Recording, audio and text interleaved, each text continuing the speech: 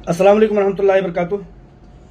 दोस्तों, मेरे कहने का मतलब आज बहुत कुछ नहीं है, लेकिन सिर्फ और सिर्फ इतना है कि हीरा ग्रुप ऑफ कंपनीज की जो प्रॉपर्टीज नीलामी के तहत अभी ऑक्शन की जा रही हैं, उससे बहुत ज्यादा रंजीदा होने की या बहुत ज्यादा खुश होने की जरूरत नहीं है।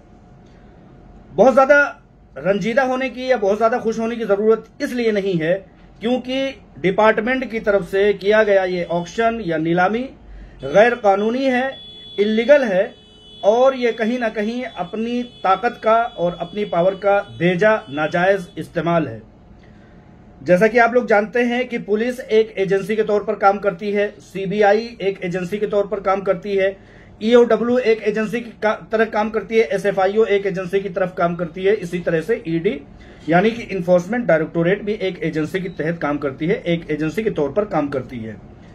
इनका काम यह है कि इनको जो मामले इन तक पहुंचाए गए हैं उनकी जांच पड़ताल करना और मुताल्लिका कोर्ट में उनको पेश करना है।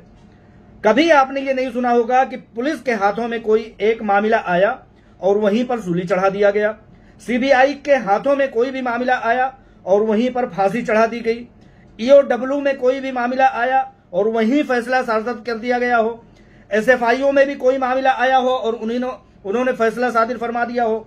इसी तरह से ईडी भी है कि अगर सुप्रीम कोर्ट ऑफ इंडिया ये कहती है कि जाइए और पीएमएलए कोर्ट में अपने लोगों के मामलात को हल कीजिए, सुनवाई कीजिए और इसी तरह से समाप्त करते हुए तमाम मामलात पर जहां पर पहुंचे उस पर कार्रवाई कीजिए।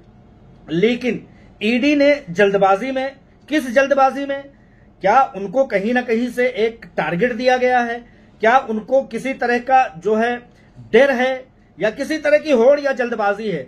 साहब, आप एजेंसी हो, एजेंसी की तरह काम कीजिए, जांच पड़ताल कीजिए, रिपोर्ट दाखिल कीजिए। फैसले सादिर करना तो अदालतों का काम है, वरना अदालतों से कह दीजिए कि अदालतें अपने अपने घर पर बैठ जाएं, जज साहिबान अपना इस्तीफा ले लें, ईडी सब कुछ कर गुजरेगी, आपकी कोई जरूरत नहीं है। पुलिस भी ऐसे ही कह दे, सीबीआई भी ऐसे ही कह दे, ईओडब्ल्यू भी ऐसे ही कर दे, एसएफआईओ भी कह दे, खुद फैसला सादिर करके और जहां से भी इनको टारगेट मिला हुआ हो उनको दिए गए मुआहदे के तहत अपने से खुद ही हर तरह का फैसला सादिर फरमा दे। जिसको चाहे ऑक्शन कर दे, जिसको चाहे फांसी चढ़ा दे, जिसको चाहे उम्र कैद कर दे। ऐसा नहीं होता जनाब आली। पुलिस एक एजेंसी है, सीबीआई एक एजेंसी है, ईओडब्ल्यू एक एजेंसी है, एसएफआईओ एक एजेंसी है और इन एजेंसियों में जब इतने मियाद के, इतने मुकर्ररा रकम के मामलात पहुंचते हैं तभी ये काम करते हैं, तभी ये कार्रवाई करते हैं। आपने देखा होगा कि मुंबई में एक पे दर पे मीटिंगों का, कुछ दलालों की तरफ से पे दर पे मीटिंगों का इनेकाद किया जा रहा है। क्या मतलब है? मतलब वहां यह है कि उनके टारगेट के मुताबिक, उनके रिक्वायरमेंट के हिसाब से जो उनको तादाद चाहिए, जो पैसों की रकम चाहिए, वहां तक अभी वो पहुंच नहीं रहे हैं। लिहाजा फ्री कैंप लगाया जा रहा है। जिस तरह से कि एमआईएम के शहबाज अहमद खान रेपिस्ट, वो कहते हैं कि फ्री लीगल हेल्प चाहिए। मुल्क में बहुत सारे लोग भूख से मर रहे हैं, बहुत सारे लोगों के घर उजड़ रहे हैं, बहुत सारे लोग बेरोजगार हो रहे हैं। किसी की तरफ इनको तवज्जो नहीं गई कि इनको जो है फ्री लीगल एड दे दिया जाए, उनको खाना डिस्ट्रीब्यूट कर दिया जाए, किसी को रोजगार दे दिया जाए। एक हीरा ग्रुप ऑफ कंपनी से ऐसा क्यों है जिसके पीछे तमाम लोग इतनी दिलचस्पी से लगे हुए हैं कि कोई फैसले सादिर फरमा रहा है, कोई जो है जजमेंट दे रहा है, कोई खुद ही कोर्ट, कोई खुद ही अदालत, कोई खुद ही जो है अपना जज बना हुआ है। तो लिहाजा ये सारी की सारी एजेंसियां, ये सारी की सारी जांच एजेंसियां अपने अपने हद में ही काम करने का अख्तियार रखती हैं, फैसले सादिर करने का, इकदामात करने का, ऑक्शन करने का। तभी इनको जायज हक दस्तयाब होता है जब दोनों तरफ के मामला सुन लिए जाएं। अगर दोनों तरफ के मामला नहीं सुने गए हैं, उसके बावजूद आप अपनी ताकत का इस्तेमाल कर रहे हैं, तो यह इल्लीगल है, गैर कानूनी है, नाजायज है, किसी न किसी तरफ से, किसी न किसी की तरफ से दिए गए टारगेट का साक्षाना है कि आप उनके नमक को हलाल कर रहे हैं। यह ऑक्शन गैर कानूनी है, नाजायज है। यह नीलामी अपने आकाओं के दिए गए वादे और उनके आकाओं के जरिए दिए गए टारगेट को पूरा करने की एक होड़ है कि सुप्रीम कोर्ट ऑफ इंडिया ये कहता है कि जाओ और पीएमएलए कोर्ट में पहुंचो, वहां पर ट्रायल चलाओ, दोनों तरफ की बातें सुनो और जिस मामले पर कानून आपको इजाजत देता हो उसकी तरफ से कानून के तहत बढ़ो।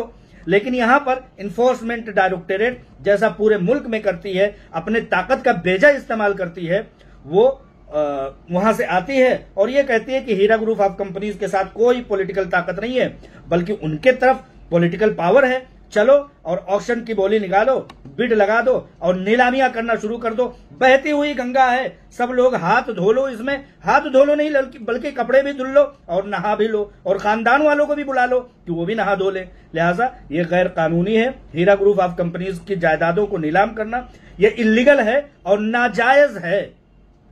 अभी फिलहाल मैं बता दूं, मैंने कैसे कहा कि नीलामी से बहुत ज्यादा खुश होने की या बहुत ज्यादा रंजीदा होने की जरूरत नहीं है। अभी दिल्ली बहुत दूर है, पीएमएलए कोर्ट जाना होगा, दोनों लोगों की बातें सुनना होगा, कानून के तहत चलना होगा। पीएमएलए कोर्ट का मतलब यह है कि निचली कोर्ट की पीएमएलए अदालत होता है ना, lower court, high court, supreme court. PMLA court lower court में अभी जाना होगा, वहां पर ट्रायल होगा, यानी कि ट्रायल मतलब दोनों तरफ के जिरह मुबाहिसे सुनने होंगे, तब जाकर के कोई ना कोई फैसले सादिर होंगे। अब वहां अगर फैसले सादिर हो जाते हैं, उसके बाद अगर दोनों में से किसी एक पक्ष को उस बात पर नाराजगी होती है, उस बात पर एतराज होता है, तो वो हाई कोर्ट जाएगा। हाई कोर्ट जाएगा और वहां के पीएमएलए कोर्ट में इस मामले की सुनवाई होगी। कितने दिन लगेंगे आप लोग इस बात को जानते हैं कि सुनवाई होते होते आज 6-7 साल 8 साल गुजरने को है। अब जब हाई कोर्ट में मामलात सुनवाई होने के बाद, ट्रायल होने के बाद, तमाम तरह के जिरह मुबाहिसे होने के बाद, फिर उसके बाद पीएमएलए कोर्ट सुप्रीम कोर्ट में पहुंचा जाएगा। वहां से फिर जिस तरह की भी अदालतें फैसला करेंगी दोनों लोगों को मान्य होगा। अभी दिल्ली बहुत दूर है, नीलामी से बहुत ज्यादा खुश या बहुत ज्यादा रंजीदा होने की जरूरत नहीं है। मैंने 12 बताया है कि आप सहारा के मामले में सीबी जांच एजेंसी वो जांच पड़ताल कर रही है। उसने सहारा श्री सुब्रत राय को कहा कि 12,000 करोड़ रुपए सन 2013 में कहा कि आप रख दीजिए। 2013 में 12,000 करोड़ रुपए रखे गए। 2012 से 13 से लेकर के 14, 15, 16, 17, 18, 19, 20, 21, 22, 23, 24, 25वां साल चल रहा है। 2025 आ गया, अब वो 12,000 करोड़ रुपए रखे पहुंच गए हैं 24,000 करोड़। लेकिन अभी किसी एक भी इन्वेस्टर को एक पाई हराम हो कि किसी को मिला हो। लिहाजा इसीलिए मैंने कहा नीलामी से बहुत ज्यादा खुश या बहुत ज्यादा रंजीदा होने की जरूरत नहीं है, क्योंकि सुप्रीम कोर्ट ने जिस मामले को पीएमएलए कोर्ट में सुनने के लिए और उसके बाद कदम बढ़ाने के लिए, कानून के तहत कदम बढ़ाने के लिए कहा था, यहां तो जनाब हुजूर आली खुद वो ऑक्शन की डेट निकाल देते हैं, बल्कि ऑक्शन भी कर देते हैं। आप ये समझ लीजिए कि ये मामलात जो गैर कानूनी, इल्लीगल और नाजायज तरीके से हो रहे हैं, एक न एक दिन खबर आएगी। बहुत जल्द मुझे लगता है कि खबर आएगी कि इन मामलात पर स्टे ऑर्डर ले लिया गया है। इसीलिए कहता हूं कि बहुत ज्यादा रंजीदा या बहुत ज्यादा खुश होने की जरूरत नहीं है।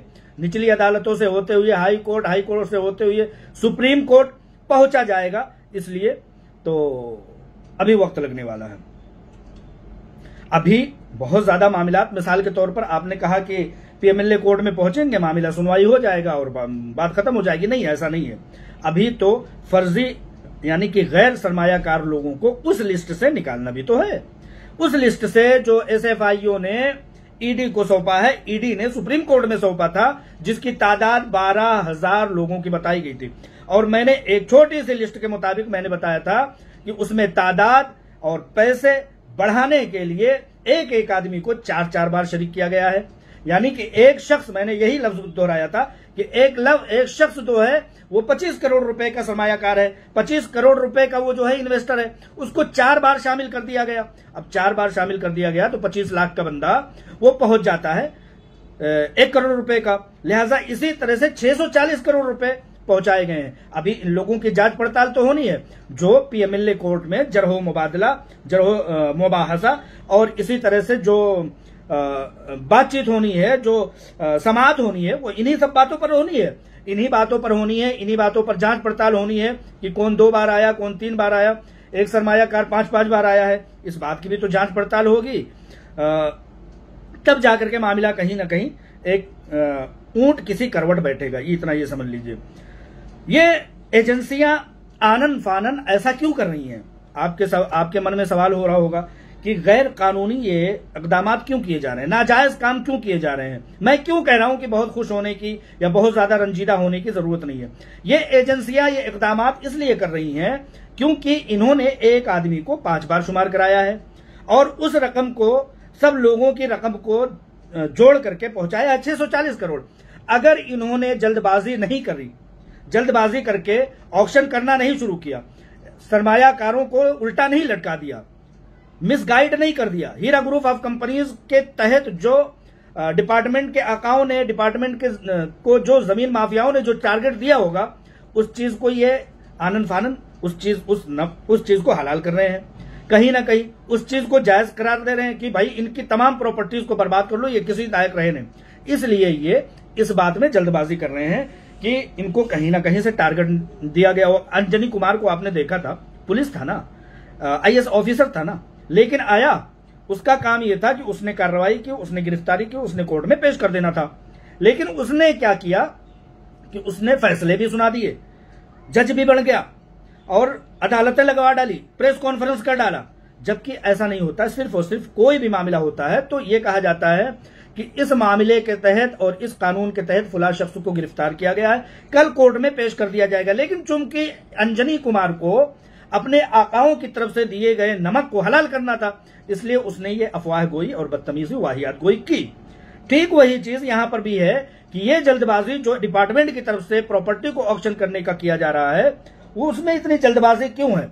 एक तो मैंने बता दिया कि लैंड ग्राइबर, जमीन माफियाओं और उनके आकाओं के तहत दिए गए निशाने को मुकम्मल करना है। दूसरी बात यह है कि ये जो 640 करोड़ रुपए इन्होंने जोड़ घटा करके जो दिए हैं, अगर पीएमएलए कोर्ट में यह मामला चला जाता है तो हीरा ग्रुप ऑफ कंपनीज ने जैसा कहा कि ये सिर्फ और सिर्फ 50 करोड़ रुपए से अंदर ही अंदर मामला खत्म हो जाने वाले हैं। वाकई में जब एक आदमी 4 बार 5 बार उसका नाम दर्ज किया गया और उसके पैसे काउंट किए गए हैं, तो वो पैसे जो 640 करोड़ रुपए जोड़े गए हैं वो घटेंगे या नहीं घटेंगे। जब सरमायाकारों की तादाद घटेगी तो वो लोग भी घटेंगे। तो लिहाजा उस तादाद को, उस लिस्ट को जिसको 640 रटते हुए कोर्टों में जो पेश किया गया है उसमें कमी आ जाएगी। लिहाजा इस बात की होड़ और इस बात की जल्दबाजी लगी है कि वो जो 640 करोड़ रुपए का दावा था वो कहीं आकर के घट के वाकई में 50 करोड़ रुपए के अंदर ना आ जाए, इसलिए इसमें जल्दबाजी की जा रही है। इसमें अभी सरमायाकारों को अपना हिसाब भी देना है कि भाई आया तुम गए हो डिपार्टमेंट में तो तुमने कितना कमा लिया और कितना बचा है, उसका भी हिसाब होना। मतलब एक लंबा वक्त लगने वाला है उन लोगों के लिए जो कि डिपार्टमेंट का रास्ता अख्तियार करने को आसानी समझते हैं। हीरा ग्रुप ऑफ कंपनीज के दावे के मुताबिक ये 50 करोड़ रुपए जिस दिन सिमट करके आ जाएंगे, जांच पड़ताल होगी, उस दिन सिमट करके 50 करोड़ रुपए के अंदर आ जाएंगे, जिसको कि बताया गया है 640 करोड़ रुपए। बहुत सारे दोस्त अहबाब ये कहते हैं कि भाई अब हमारा क्या, हमने सब्र किया। तो मैं कहता हूं कि जिस दिन जांच पड़ताल होगी, जिस दिन ट्रायल होगी, जिस दिन समाअत होगी, ये 640 करोड़ रुपए की तादाद जो है, 12,000 लोगों की तादाद जो है वो घट करके चंद हजार लोगों में आ जाएगी और 50 करोड़ रुपए के अंदर आ जाएगी। तो ज्यादा दूर जाने की या ज्यादा दिमाग लगाने की या जहन पर ज्यादा जोर देने की जरूरत नहीं है। ये जो पैसे इकट्ठा किए जा रहे हैं, अभी कल ही की खबर के मुताबिक सुनने में आया कि 1100 यानी 150 करोड़ रुपए का इंतजाम हो गया। अगर ये कंप्लेनर जिनके अगर हो जाता है तो मान लीजिए कि सारे कोर्ट कचहरी के मामला दफा हो गए, सारे कोर्ट कचहरी में जाने वाले लोगों का एक हिसाब हो गया, तो वो लोग सिमट जाने वाले हैं 50 करोड़ रुपए के अंदर। बाकी सरमाया तो सब्र करने वालों का ही है। लिहाजा बहुत ज्यादा गैर मुतमईन, गैर संजीदा और रंजीदा खातिर नीलामी से बहुत ज्यादा जो है घबरा जाना या नीलामी से बहुत ज्यादा खुश हो जाना, ये अभी वक्त से बहुत दूर है। मैंने कहा कि दिल्ली अभी दूरस्थ। लिहाजा इन पैरायों के मुताबिक ये हीरा ग्रुप ऑफ कंपनीज की प्रॉपर्टीज की नीलामी, ऑक्शन, ये इल्लीगल, गैर कानूनी और नाजायज है, क्योंकि सुप्रीम कोर्ट ने पीएमएलए कोर्ट में जाने के लिए कहा था। ऑर्डर साबित नहीं किया था ना, सुप्रीम कोर्ट ने खुद ऑर्डर सादिर किया था। ऑर्डर सादिर किया हो तो कोई लाओ, जवाब लाओ मेरे पास कि सुप्रीम कोर्ट ने कहा हो कि जाओ और ऑक्शन करो और लोगों के पैसे दे दो। क्या ये कहा था? हरगिज नहीं कहा था, हरगिज नहीं कहा था। बल्कि सुप्रीम कोर्ट ऑफ इंडिया ने सिर्फ और सिर्फ ये कहा था कि ये मामला जब निचली अदालतों से डॉक्टर नोहरा शेख को आनन फानन जो है जमानतें हो रही है, तो मतलब मामला है कुछ और। आप ऐसा कीजिए कि जाइए, हमारा वक्त मत खराब कीजिए, पीएमएलए कोर्ट में जाइए और वहां जरह मुबाहसा और ट्रायल और समाअत करके मामले की हक्कानियत तक पहुंचिए। पीएमएलए कोर्ट नीचे से जाते हुए आइए।